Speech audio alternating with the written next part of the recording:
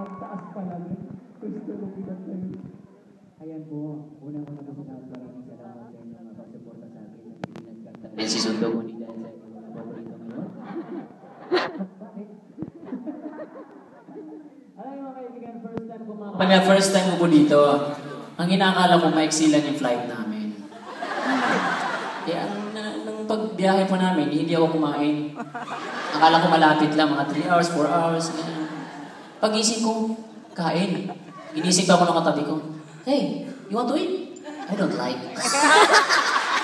I don't like. Sleep ulit. Pag-isip ulit, kinapit ko ulit, hey, you want to eat? Dahil hindi pa na ako kumakain. I don't like. I don't like. Sabi ko, anong oras na ba? Pagdating namin, sabi ko, ay, sa wakas, ito na. Lumating na rin ako. Lilipat ulit ang aeroplano. Ha? Meron pa ba isa? Meron pa, layo pa. Okay. Balik ko lang. Sa pagdating na naman, ay, saan po yung hotel natin dito? Sabi niya, lilipat ulit ang aeroplano. Ha? 3 biyahe kami, anong sumasakit ang puwet ko. Pero okay lang, at least nag-enjoy naman ako, di ba?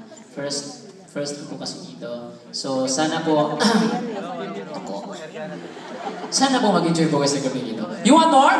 Yeah! This next song is isa po ito sa mga album ko, second album ko po. Sana po magustuhan nyo rin po ito. At sino pong gustong bumili ng CD, meron po dyan sa labas. Available din po siya sa lahat ng mga record bars. Kung sino po nakapunta na Maynila, sana po supportan niyo po ako mga kaibigan. At ito, ang awitin ko para po ito sa mga OFW. Nagawa ko po itong kanta doon dahil po sa sarili ko nung nakaraan ako kung sino ako doon dati. Dahil na-realize ko na wala akong family, nagawa ko itong kanta doon sa sarili ko. Para din po sa inyo.